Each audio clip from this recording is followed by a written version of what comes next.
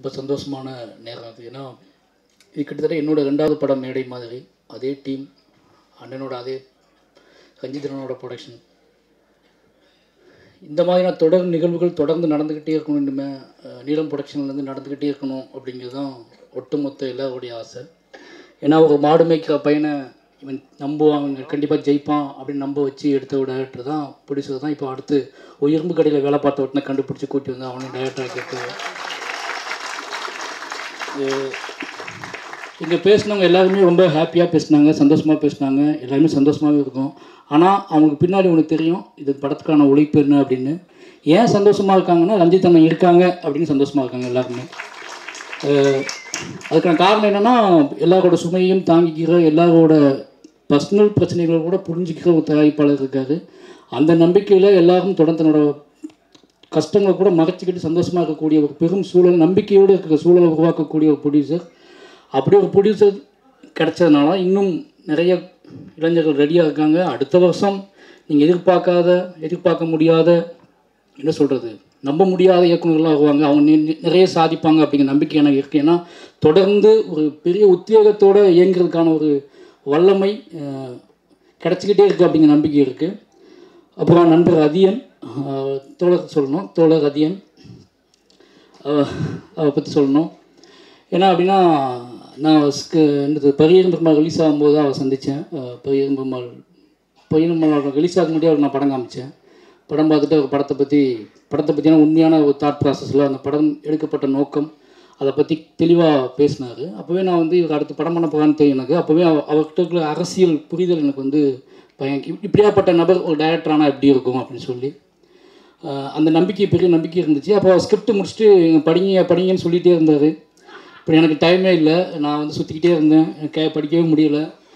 நானும் அவள் பார்க்க நேரமாக சாரிங்க டைம் இல்லை, நான் வந்து அடுத்த படம் ஸ்கிரிப்டுக்கு நான் அதில் நான் வெளிநாடாக போயிட்டு இருந்தேன்னா அவர் நீங்கள் சுற்றிக்கிட்டே இருப்பீங்க, நீங்கள் படிக்க மாட்டீங்க அப்படின்னு பயமாக கோவப்பட்டுக்கிட்டாரு.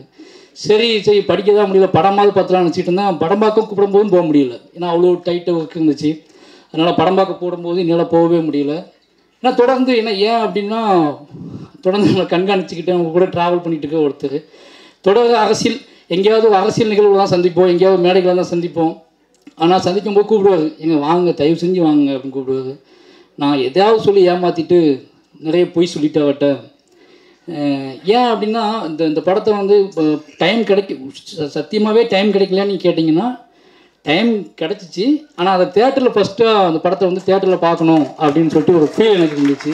ஏன்னா நானும் ஒரு ஸ்கிரிப்ட் எழுதிட்டு இருந்தேன், நம்ம ஸ்கிரிப்ட் இருக்கோம். அப்போ பரியரும் பெருமாளை நான் வந்து இன்னொரு தடவை பார்த்துக்கிட்டே இருந்தோம்ல. நமக்கு ஒரு படத்தை ஃப்ரெஷ்ஷாக ரொம்ப நாள் ஆச்சு. அதுக்கப்புறம் போய் நம்ம ஒரு படத்தை விரும்பி தேட்டரில் போய் பார்க்குறது அப்படிங்கிறது எனக்கு நினைக்கவே இல்லை அதுக்கப்புறம். அதனால் அப்படி ஒரு படமாக இந்த படம் இருக்கட்டும் அப்படின்னு வச்சுக்கிட்டு இருந்தேன். ஏன்னா அந்த படத்தை பற்றி ரஞ்சிதனும் பேசிட்டாரு, ராமலிங்கனும் பேசிட்டாரு, எல்லாருமே அந்த படம் பார்த்தவங்க அத்தனை பேருமே வந்து பர்சனலாக சொல்லிட்டாங்க அந்த படம் அப்படி இருக்குது அப்படின்னு சொல்லி. அந்த நம்பிக்கை ஓகே இதை முதல்ல போய் அனுபவிக்கலாம், 6ஆம் தேதி போய் அனுபவிக்கலாம் அப்படிங்கிற பிளானில் நான் தள்ளி வச்சுட்டேன். இதை அவர்கிட்ட இப்போ தான் அதை சொல்கிறேன், சரி இதை ஃப்ரெஷ்ஷாக அந்த படத்தை பார்க்கணும் அப்படின்னு சொல்லிட்டு. இந்த படம் வந்து எவ்வளோ எமோஷ்னலாக அந்த படம் எடுத்திருக்காங்க, எப்படியாப்பட்ட எமோஷ்னல் கனெக்டான மனுஷங்களால் அந்த படம் எடுக்கப்பட்டிருக்கு அப்படிங்கிறது ரொம்ப முக்கியமான விஷயம். அரசியல் ரீதியாகவும் சரி, சமூக வாழ்வு ரீதியாகவும் சரி, தனி மனிதர்களாலும் மிக மிக உண்மையான நேர்த்தியான மனிதர்களால் எடுக்கப்பட்ட படம் இந்த படம். எல்லா படமும் அப்படி தான். பட் இந்த படம் நீலம் ப்ரொடக்ஷன் எடுக்க போகிற எல்லா படமும் அப்படிப்பட்ட படமாக தான் இருக்கும். இந்த படம் பர்டிகுலராக ஏன் சொல்கிறேன், ஏன் நான் மட்டும் எக்ஸ்ட்ரா டைம் எடுத்துக்கிறேன்னா எனக்கு பொறுப்பு இருக்குன்னு நினைக்கிறேன். ஏன்னா எங்கள் நிறுவனம் இது, எங்கள் நிறுவனத்தோட 2வது படம். நான் இந்த 3வது படமே என் நிறுவனத்தை தான் பண்ணுறேன். நான் நீலம் ப்ரொடக்ஷன் தான் இந்த 3வது படம் பண்ணுவேன்னு சொல்லிட்டு நான் 3வது படம் நீலம் ப்ரொடக்ஷன் தான் நான் பண்ணுவேன். அது ஏன் சொல்கிறேன்னா அவள் கர்வம் இருக்குது.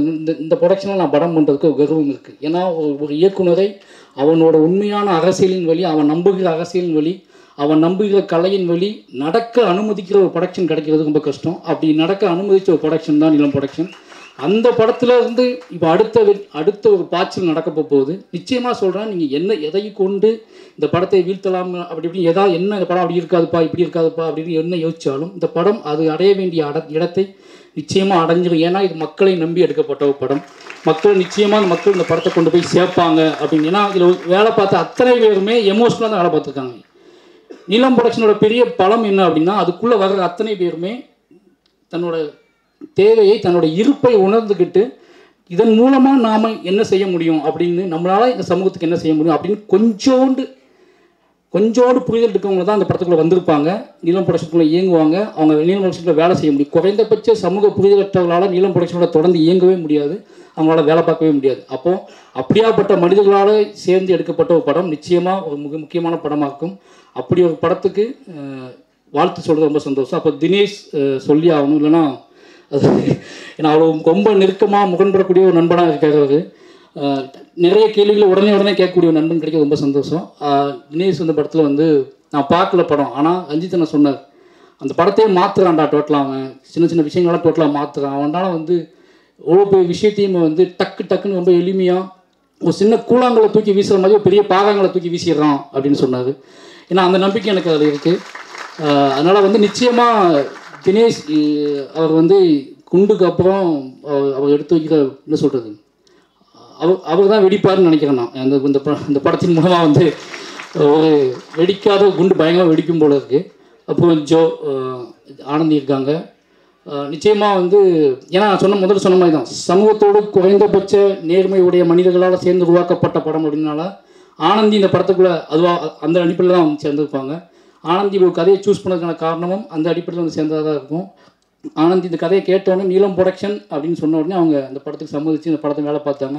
நிச்சயமாக அவங்க முழு ஏன்னா நல்லாவே தெரியும் யார் முழு பங்களிப்பை செலுத்துவா அப்படின்னு. அவங்க முழு பங்களிப்பை செலுத்தியிருப்பாங்க, அவங்களுக்கும் நன்றி. அப்புறம் தென்மா